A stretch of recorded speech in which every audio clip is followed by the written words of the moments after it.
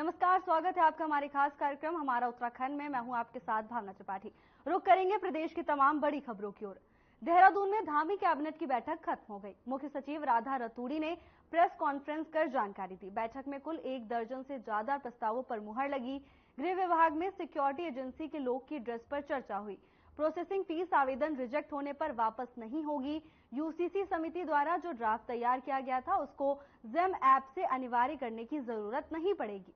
राज्य सरकार का दृष्टिपत्र 2022 में मेधावी छात्र को 12वीं पास करने के बाद टॉप इंस्टीट्यूट में दाखिले के लिए 100 छात्रों को 50,000 की धनराशि दी जाएगी। विधानसभा का बजट सत्र देहरादून में ही होगा, लेकिन तिथि अभी तय नहीं होगी। इसके साथ ही कई अहम मुद्दों पर भी चर्चा की गई।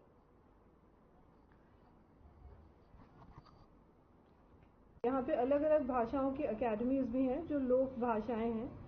लोक भाषा और बोली, इसमें हिंदी, उर्दू, पंजाबी और लोक भाषा गढ़वाली, कुमाऊनी, जौनसारी बोलियों की अकेडमी है।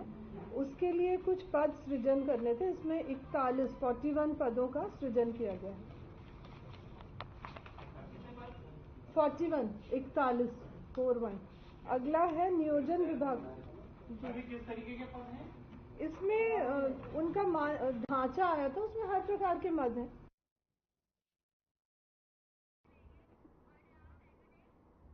बसंत पंचमी का पर्व देवभूमि उत्तराखंड में बड़े ही धूमधाम से मनाया जा रहा है। आपको बता दें कि उत्तराखंड में बसंत पंचमी का विशेष महत्व है। मान्यता है कि इस दिन घर परिवार के युवाओं में अच्छे संस्कार के लिए बच्चों का यज्ञोपवीत संस्कार करवाया जाता है, जिससे उन्हें ज्ञान की प्राप्ति हो। वहीं हल्द्वानी के हैड़ा खाना बाबा मंदिर में हवन यज्ञ के बीच बच्चों को सामूहिक रूप से यज्ञोपवीत संस्कार और मुंडन किया गया और इस संस्कार को कराने के उपरांत बच्चों को संस्कारवान बनाने की शिक्षा भी दी जाती है। बसंत पंचमी हल्द्वानी में धूमधाम से मनाई गई। इस दौरान बच्चों में अच्छे संस्कार आए, जिसको लेकर यज्ञ का आयोजन भी किया गया। हल्द्वानी में बसंत पंचमी का विशेष महत्व। बसंत पंचमी को लेकर धूमधाम से मनाया गया पर्व। बच्चों में अच्छे संस्कार आए, इसको लेकर हल्द्वानी में यज्ञ किया गया। बसंत पंचमी के विशेष महत्व को लेकर आज पूरे देश में धूमधाम से बसंत पंचमी मनाई गई। इसके साथ ही देवभूमि में भी बसंत पंचमी की धूम देखने को मिली। बच्चों का यज्ञोपवीत संस्कार हुआ, जिससे उनके अंदर अच्छे गुण आए। बसंत पंचमी ज्ञान की देवी मां सरस्वती का दिन होता है, जिसको लेकर हल्द्वानी में धूमधाम से बसंत पंचमी मनाई गई।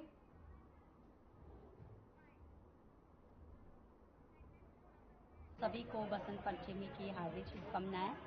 और आज का दिन हम मां सरस्वती को याद करके मनाते हैं, जो कि विद्या की देवी हैं। और आज के दिन ऐसा कहा जाता है कि विद्या से संबंधित जो भी हम काम करते हैं, उन कामों में मां सरस्वती देवी की कृपा बनती है। तो आज हमने भी अपने बेटे का यहाँ पे जनेऊ संस्कार किया है और हमें बहुत खुशी हो रही है। यहाँ पे और भी यहाँ पे माता पिता आए हुए हैं, अपने बच्चों का कोई कर्ण भेद संस्कार कर रहे हैं। तो काफ़ी अच्छा माहौल है यहाँ पे और हमें बहुत ही अच्छी खुशी मिली यहाँ पर आके। और मेरी यही सब ये मनोकामना है कि जितने भी लोग यहाँ पे अपने मनोकामना को लेके यहाँ पे कार्य करने आए हैं, चाहे वो जनेऊ संस्कार है या कर्ण भेद, उन सभी पे माँ सरस्वती की कृपा बनी रहे। तो बधाई दूंगा समस्त आपके दर्शकों को, समस्त देशवासियों को, समस्त प्यारे बटुकों को, उनके परिवार वालों को, जिनके आज यज्ञोपवीत संस्कार संपन्न हुए। पावन हैड़ा खान धाम में आप सभी का मैं स्वागत करता हूं, अभिनंदन करता हूं। भगवान श्री हैड़ा खान जी महाराज, भगवान भोलेनाथ सदाशिव आपकी सभी मनोकामना पूर्ण करे, ऐसी मैं शुभकामनाएं आप सभी को देता हूं। आज इस हैड़ा खान के पावन मंदिर में 11 बटुकों का सामूहिक यज्ञोपवीत संस्कार कार्यक्रम के दौरान यज्ञोपवीत संस्कार संपन्न हुआ। माँ भगवती सरस्वती शारदा सरस्वती मैया का आज यह पावन दिन है और यह दिन जो है अबूझ लग्नों में से एक दिन है, जिस दिन किया गया कार्य सफल होता है।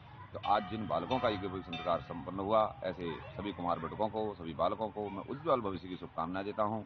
मां सरस्वती भगवती का आशीर्वाद, वाग्देवी का आशीर्वाद सदैव आपके ऊपर, आपके परिवारजनों के ऊपर बना रहे, ऐसी मेरी शुभकामनाएं हैं। फिर बच्चे बैठ जाओ, मम्मी पापा खड़े हो जाओ।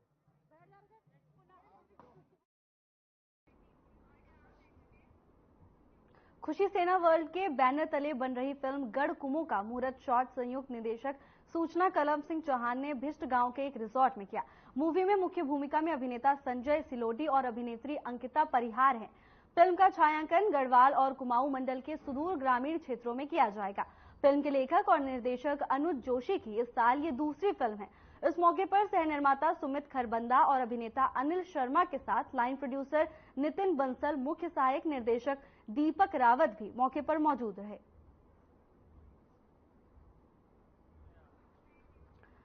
सह निर्माता सुमित खरबंदा भी इस दौरान मौजूद रहे। आपको बता दें कि फिल्म के निर्देशक की इसी साल ये दूसरी फिल्म है। किसी भी निर्देशक और लेखक के लिए ये बड़ी बात, एक साल में ही 2 पिक्चर प्रोड्यूस करना किसी भी लेखक के लिए बड़ी बात। फिल्म का छायांकन भी ग्रामीण क्षेत्रों में किया जाएगा। संजय सिलोड़ी मूवी में अहम भूमिका में हैं, सभी इस दौरान मौजूद रहे। फिल्म के लेखक अनुज जोशी इस साल एक ही साल में इन्होंने 2 मूवीज प्रोड्यूस की, किसी भी निर्माता के लिए बड़ी बात है। संजय सिलोड़ी अहम भूमिका में नजर आएंगे। आपको बता दें कि फिल्म के लेखक अनुज जोशी ने एक ही साल में 2 पिक्चरें बनाई। सह निर्माता सुमित खरबंदा भी इस दौरान मौजूद रहे। लोगों में खुशी साफ देखी जा सकती है। पूरी टीम ने तालियां बजाकर प्रोत्साहन किया। इस दौरान भगवान की पूजा भी की गई।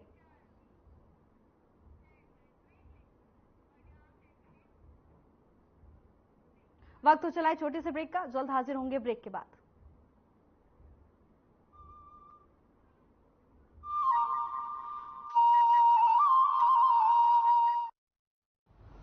प्रधानमंत्री श्री नरेंद्र मोदी के मार्गदर्शन और मुख्यमंत्री श्री पुष्कर सिंह धामी के अथक प्रयासों से देवभूमि उत्तराखंड में रेल कनेक्टिविटी के क्षेत्र में अभूतपूर्व कार्य हो रहा है, जिसके परिणाम स्वरूप प्रदेश में पर्यटन, उद्योग और अन्य व्यापारिक गतिविधियों में तीव्र गति से विकास होगा। प्रधानमंत्री श्री नरेंद्र मोदी ने देहरादून से दिल्ली तक चलने वाली वंदे भारत एक्सप्रेस का उद्घाटन किया। साथ ही उत्तराखंड के सभी रेल नेटवर्कों का विद्युतीकरण का कार्य 100% पूरा हो गया है। प्रदेश में रेल नेटवर्क को मजबूत करने के लिए लगभग 16,000 करोड़ की लागत वाली ऋषिकेश कर्णप्रयाग रेल परियोजना पर भी तेजी से काम चल रहा है। अमृत भारत रेलवे स्टेशन योजना से हर्रावाला रेलवे स्टेशन का 30 करोड़ रुपए, रुड़की रेलवे स्टेशन का 29 करोड़ रुपए और लाल कुआं रेलवे स्टेशन का 23 करोड़ रुपए से कायाकल्प किया जा रहा है। कुमाऊं के पहाड़ी इलाकों को जोड़ने वाली टनकपुर बागेश्वर रेल लाइन का निर्माण कार्य जल्द शुरू होगा। डोईवाला से गंगोत्री यमुनोत्री रेल लाइन के सर्वे पर भी सहमति दी जा चुकी है। रेलवे ने बजट 2023-24 में उत्तराखंड को 5,004 करोड़ रुपए की सौगात दी है। इसमें हरिद्वार और देहरादून रेलवे स्टेशनों को विश्व स्तरीय सुविधाओं से लैस करते हुए इनके प्लेटफॉर्म के ऊपर रूफटॉप का निर्माण किया जाएगा। मजबूत रेल नेटवर्क बन रहा है प्रगति और आधुनिकता का प्रमाण। डबल इंजन सरकार कर रही है सशक्त उत्तराखंड का निर्माण।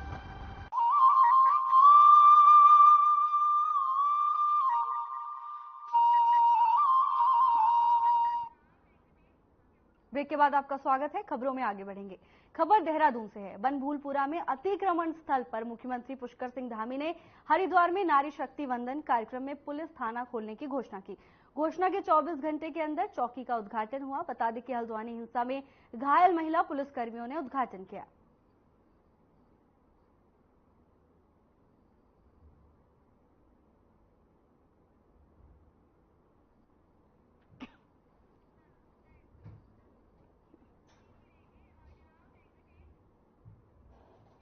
बागेश्वर बस स्टेशन की तरफ सवारी भरने आ रही केएमयू की बस का ब्रेक फेल होने से अनियंत्रित बस ने एक पिकअप, एक ऑल्टो कार, एक मोटरसाइकिल समेत एक दुकान को भी क्षतिग्रस्त कर दिया है। घटना सुबह तकरीबन 8:30 की है।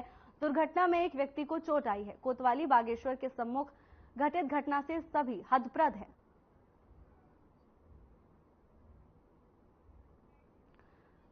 सड़क दुर्घटना की आपको खबर दे रहे हैं, जिसमें एक कार और बाइक क्षतिग्रस्त हो गई। दरअसल बस केएमयू की ओर से आ रही थी। इसी दौरान बस का ब्रेक फेल हो गया। ब्रेक फेल होने के कारण बस अनियंत्रित हो गई और उसने कई वाहनों को टक्कर मार दी। इस दौरान कई वाहन क्षतिग्रस्त हो गए हैं। आपको बता दें कि रोडवेज बस का ब्रेक फेल होने के कारण सड़क दुर्घटना हो गई। बागेश्वर से एक खबर, जहां ब्रेक फेल होने के कारण सड़क दुर्घटना हो गई। इस दुर्घटना में कई वाहन क्षतिग्रस्त हो गए। इन वाहनों में ऑल्टो कार भी शामिल है। कार के साथ बाइक भी क्षतिग्रस्त हुई है। आपको बता दें कि बस का ब्रेक फेल होने के कारण बागेश्वर में सड़क दुर्घटना हो गई। इस दौरान कई वाहन क्षतिग्रस्त हो गए। बागेश्वर में बस के ब्रेक फेल होने के कारण सड़क दुर्घटना हो गई। इस दौरान कई वाहन क्षतिग्रस्त हो गए, तो वहीं दुकानों को भी भारी नुकसान का सामना करना पड़ा।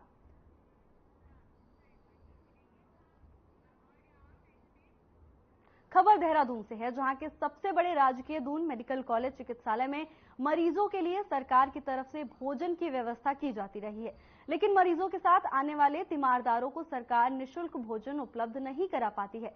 ऐसे में इस्कॉन ने फूड फॉर लाइफ के तहत अस्पताल में आने वाले मरीजों के परिजनों को दोपहर की भोजन की शुरुआत की है। आपको बता दें कि स्वास्थ्य मंत्री धन सिंह रावत ने दून अस्पताल की ओपीडी ब्लॉक के ऑडिटोरियम में एक कार्यक्रम में शिरकत की और इस्कॉन की तरफ से की गई पहल की प्रशंसा भी की। उन्होंने कहा कि अस्पताल में मरीजों को सरकार की तरफ से भोजन की सुविधा दी जाती है। उन्होंने संस्था का आभार व्यक्त करते हुए कहा कि मरीजों को अस्पताल में भोजन तो कराया जाता है, लेकिन उसके साथ आए निर्धन तीमारदारों को भोजन नहीं मिल पाता है। इसलिए इस्कॉन की तरफ से प्रत्येक दिन मरीजों के साथ आए परिजनों को भी शुद्ध शाकाहारी भोजन मुहैया कराया जाएगा।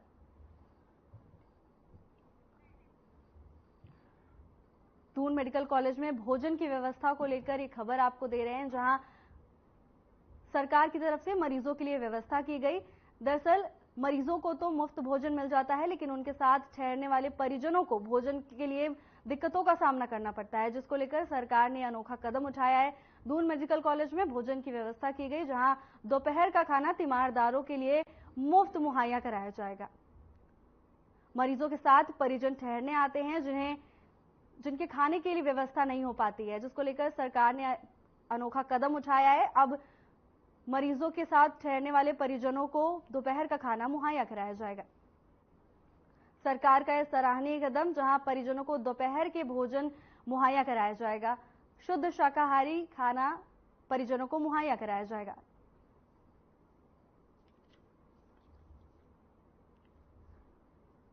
देहरादून के सबसे बड़े कॉलेज में ये व्यवस्था की गई है। उनका बहुत आभार व्यक्त करना चाहता हूँ कि एक काफी दिनों से दिक्कत थी कि हम मरीजों को तो खाना देते हैं हॉस्पिटल में, पर उनके साथ जो गरीब तीमारदार आते हैं उनके लिए खाना नहीं मिल पाता था। इसलिए इस्कॉन की तरफ से अब पर डे जितने भी तीमारदार आएंगे उनको यहाँ पे खाना खिलाया जाएगा, शुद्ध शाकाहारी भोजन दिया जाएगा। और आज इसकी शुरुआत हुई है। मैं मेडिकल कॉलेज की तरफ से और स्वास्थ्य विभाग की तरफ से इस्कॉन को बहुत बहुत बधाई दे रहा हूँ। ये जो प्रोग्राम है जिसका नाम फूड फॉर लाइफ है, ये हमारे इस्कॉन के जो संस्थापक आचार्य हैं श्रील प्रभुपाद जी, इन्होंने 1972 में इसकी शुरुआत करी थी। तो प्रभुपाद जी एक बार एक स्थान पे थे जहाँ पे उन्होंने देखा कि कुछ बच्चे जूठी पत्तलों के लिए कुत्तों से लड़ रहे थे। तो उनको उस दृश्य में बड़ा वेदना उनको प्रकट हुई और उन्होंने सोचा कि आज जो भी हमारे इस्कॉन के मंदिर हैं उसमें हम ये सेवा शुरू करेंगे कि आसपास के जो भी लोग हैं जिन्हें भरपेट भोजन नहीं मिलता है, तो उनको हम वो प्रसाद सभी को मुहैया कराएं। इसी इनिशिएटिव को शुरू करते हुए देहरादून में मोथरावाला में जो इस्कॉन का टेम्पल अभी रिसेंटली शुरू हुआ है। इस्कॉन मंदिर अपने सेवा भाव के लिए भारत ही नहीं बल्कि पूरे विश्व में प्रसिद्ध है। आए दिन इस्कॉन मंदिर के द्वारा जनहित में कई कार्य किए जाते हैं। उत्तराखंड के सबसे बड़े राजकीय दून अस्पताल में इस्कॉन मंदिर तीमारदारों के लिए प्रतिदिन निःशुल्क भोजन की व्यवस्था की गई है। इसी को देखते हुए स्वास्थ्य मंत्री डॉक्टर धन सिंह रावत ने श्रीनगर के मेडिकल कॉलेज में भी इस्कॉन मंदिर को अपने किचन खोलने की जगह देने की घोषणा की, जिससे वहां के मेडिकल कॉलेज में भी तीमारदारों को शुद्ध शाकाहारी निःशुल्क भोजन मिल सके। हमारा श्रीनगर जो मेडिकल कॉलेज है वो 4 धाम यात्रा का एक केंद्र बिंदु है और वहाँ पे भी लगभग 2000 से ज्यादा मरीज आते हैं। तो मरीजों को खाना तो हम सरकार की तरफ से खिलाते हैं, लेकिन वहाँ पे भी तीमारदार काफी दिक्कत में रहते हैं। वहाँ पे हमने अब रैन बसेरा भी बना दिया है तीमारदारों के लिए और अब हम 2 बीघा या 1 बीघा जमीन जितने भी होगी इस्कॉन की जितनी डिमांड होगी वो देंगे और ताकि वहाँ पे एक अच्छी किचन बन जाए और मरीजों के साथ तीमारदारों को भी निःशुल्क भोजन वहाँ पे मिल सके। देखिए हमारा वक्त हो चला है छोटे से ब्रेक का, जल्द हाजिर होंगे ब्रेक के बाद।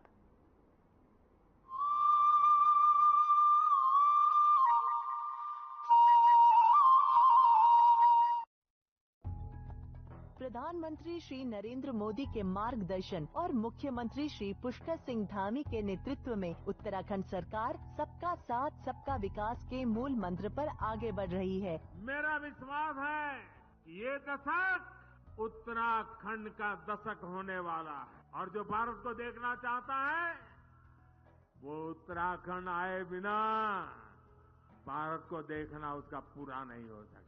डबल इंजन सरकार द्वारा प्रदेश को प्रत्येक क्षेत्र में समृद्ध बनाने की दिशा में कई समावेशी विकास योजनाएं संचालित की जा रही हैं। प्रधानमंत्री श्री नरेंद्र मोदी जी ने अपने कुमाऊं भ्रमण के दौरान प्रदेश वासियों को लगभग 4,200 करोड़ रुपए की विभिन्न विकास परियोजनाओं की सौगात दी है, जिससे सरकार द्वारा संचालित कृषि, शिक्षा, चिकित्सा, परिवहन, पेयजल व खेल आदि क्षेत्रों को गति मिलेगी, जिनका प्रत्यक्ष लाभ राज्य के निवासियों को प्राप्त होगा। प्रधानमंत्री श्री नरेंद्र मोदी जी के आदि कैलाश, पार्वती कुंड और जागेश्वर धाम के दर्शन से उत्तराखंड में तीर्थाटन और पर्यटन दोनों को नया आयाम तो मिला ही है, साथ ही मुख्यमंत्री श्री पुष्कर सिंह धामी सरकार की महत्वाकांक्षी मानस खंड मंदिर माला परियोजना को नया संबल मिला है। इससे पूरे राज्य में रोजगार के नवीन अवसर सृजित होंगे और स्थानीय निवासियों की आय में बढ़ोतरी होगी। डबल इंजन सरकार ने लिया है प्रण, उत्तराखंड को विकसित राज्य बनाएंगे हम।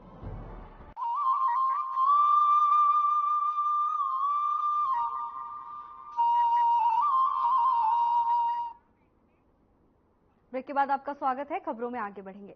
उत्तराखंड के सरकारी मेडिकल कॉलेज में पहली बार 85 स्थायी टेक्नीशियन, फिजियोथेरेपी और अन्य स्टाफ की नियुक्ति की गई है। वहीं मेडिकल कॉलेज और अस्पताल के प्राचार्य डॉक्टर आशुतोष साइना ने कहा कि भी हाल ही में उत्तराखंड शिक्षा चयन सेवा बोर्ड के द्वारा स्थायी टेक्नीशियनों की नियुक्ति की गई है। सभी मेडिकल कॉलेज में उनके नियुक्ति के लिए नियुक्ति पत्र भी दे दिए गए हैं। और यदि बात करें तो दून मेडिकल कॉलेज की, तो यहाँ भी 16 टेक्नीशियंस को नियुक्ति पत्र वितरित किया गया है। इनके नियुक्त होने से जरूर ही दून अस्पताल में लोगों को होने वाली परेशानियों से निजात मिलेगा।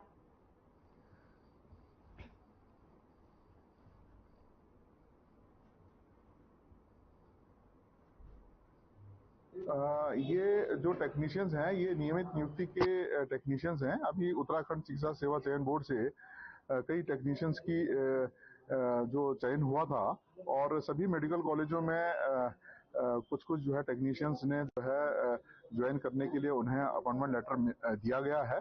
और दून मेडिकल कॉलेज में भी जो है 16 टेक्नीशियंस को जो है अभी दिया गया है और इसमें एक्सरे टेक्नीशियन है, ओटी टेक्नीशियन है, ईसीजी टेक्नीशियन है, फिजियोथेरेपिस्ट हैं।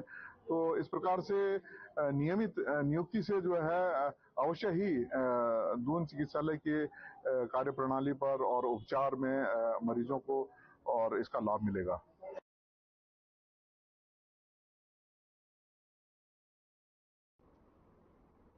खबर चमोली से है, जहां बद्रीनाथ धाम के कपाट 12 मई को ब्रह्म मुहूर्त सुबह 6 बजे खुलेंगे। वहीं बसंत पंचमी के अवसर पर नरेंद्र नगर स्थित राज दरबार में कपाट खुलने की तिथि घोषित की गई, जबकि केदारनाथ धाम के कपाट खुलने की तारीख 8 मार्च शिवरात्रि के अवसर पर रहेगी।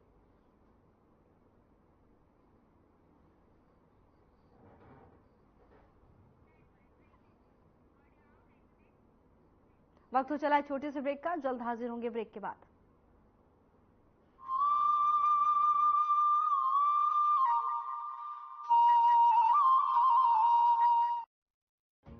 सैनिकों के कल्याण के लिए हर वक्त तत्पर है उत्तराखंड सरकार। पूर्व सैनिकों को राज्य सरकार की सेवाओं में दिया गया है क्षैतिज आरक्षण। शहीद सैनिकों के परिजनों को सरकारी सेवाओं में सेवा योजन में वरीयता देने का किया गया है प्रावधान। शहीदों की पत्नियों और उनके आश्रितों के पुनर्वास के लिए दिया जा रहा है कौशल वृद्धि एवं रोजगार परक निःशुल्क प्रशिक्षण। युद्ध में घायल सैनिकों और परिजनों को एक मुश्त दी जा रही है 2 लाख रुपए की सहायता। विभिन्न युद्धों और आंतरिक सुरक्षा व सीमांत झड़पों में शहीद सैनिकों के आश्रितों को उत्तराखंड शहीद कोष से दी जा रही है एक मुश्त 10 लाख रुपए की धनराशि। उत्तराखंड बन गया है वीर सैनिकों को सबसे अधिक अनुदान देने वाला राज्य। उत्तराखंड के वीरों का देश के लिए शहादत में बड़ा योगदान रहा है। ये वीरों की भूमि है। हम शहीदों के परिजनों के लिए हर सुविधा देने के लिए कटिबद्ध हैं, संकल्पबद्ध हैं। सरकार से मिले सम्मान और सुविधाओं से लेकर सैनिक हैं बेहद खुश। राज्य सरकार पूर्व सैनिकों के लिए अनेक सी योजनाएं संचालित कर रही हैं, जिसमें कि गृह कर में छूट, स्टाम्प ड्यूटी में छूट, स्कॉलरशिप में छूट और राज्य दिन सेवाओं में आरक्षण का लाभ दिया जा रहा है। उत्तराखंड सरकार अपने रणबांकुरों की याद में उत्तराखंड में 5वें धाम के रूप में बनाने जा रही है सैन्य धाम। सैन्य धाम निर्माण के लिए शहीदों के आंगन से लाई गई मिट्टी को सैन्य धाम में बनने वाली अमर जवान ज्योति की नींव में रखा गया है। देव भूमि के साथ ही वीर भूमि भी है उत्तराखंड। सैनिकों का सम्मान है देश का सम्मान।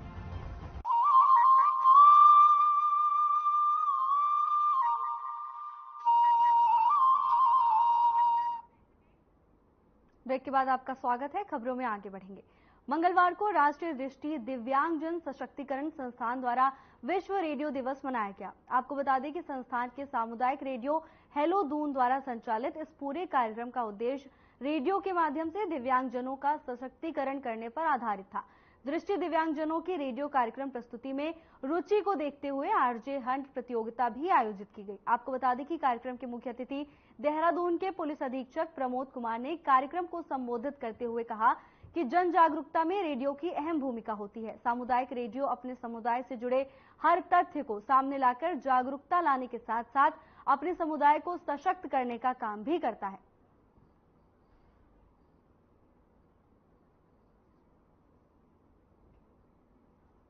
हमारे सारे जो बैंड्स आपने बताया मैम, दिव्यांगजन के द्वारा पार्टिसिपेट किया जा रहा है, उनके द्वारा ये बनाए गए हैं। तो हम सबकी एक ये मिलजुल कर यही कोशिश होगी कि इनको कैसे हम एक अच्छा एक प्लेटफॉर्म दें ताकि वो अपने और टैलेंट को जो है सबके सामने लेके आ सकें। बाकी तो हम सब यूफोरिया और पता नहीं कौन कौन से किंग है और पता नहीं बहुत सारे चलते रहते हैं।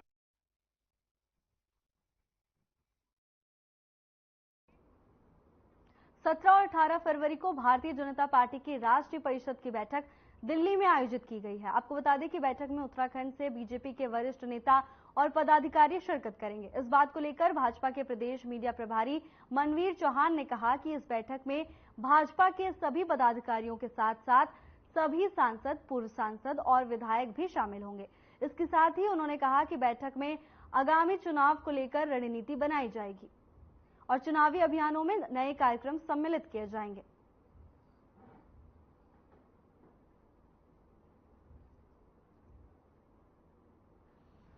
भारतीय जनता पार्टी की राष्ट्रीय परिषद की बैठक 17-18 फरवरी को दिल्ली में सुनिश्चित है और जिसमें हमारे प्रदेश से हमारे प्रदेश के पदाधिकारी, हमारे सभी सांसद, पूर्व सांसद, विधायक और हमारे जिलों के अध्यक्ष और जिलों के प्रभारी के साथ साथ जो हमारे निगम और नगर पंचायतें हैं, नगर पालिकाएँ हैं, उनके चुने हुए सभी हमारे जनप्रतिनिधि और हमारे सरकार में सभी जो दायित्वधारी हैं उस बैठक में रहने वाले हैं और राष्ट्रीय परिषद की बैठक में आगामी लोकसभा चुनाव को लेकर के रणनीति बनाई जाएगी। निश्चित रूप से भारतीय जनता पार्टी आगे चुनाव को लेकर के जिस प्रकार से अभियान को गति दे रही है, इसमें और अन्य कार्यक्रम भी समायोजित किए जाएंगे।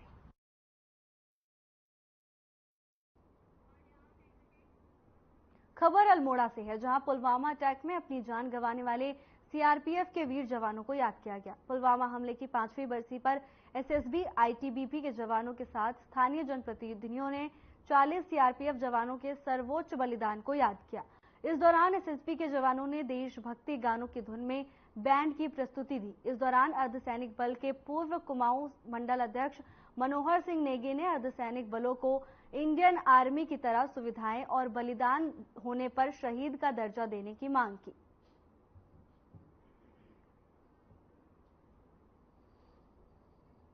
ये श्रद्धांजलि का मुख्य उद्देश्य यह है कि 14 फरवरी 2019 में पुलवामा में, कश्मीर में पुलवामा में सीआरपीएफ के 40 जवान मारे गए थे। तो हर साल उनकी शहादत को मनाने के लिए हम ये प्रोग्राम आयोजित करते हैं। इसका मेन उद्देश्य है कि जो लोग मारे गए वो किसी एक व्यक्ति विशेष के पुत्र नहीं है, बेटे नहीं है, वो पूरे देश के बेटे हैं। जिस तरह हम अपने हमारे परिवार कोई मरता है, स्वर्गीय हो जाता है, तो उसकी हम बरसी मनाते हैं। तो वो जो सपूत हैं वो पूरे देश के सपूत हैं, तो आज हम उनकी बरसी मना रहे हैं। फिलहाल के लिए बस इतना ही। जल्द हाजिर होंगे नई अपडेट के साथ। नमस्कार।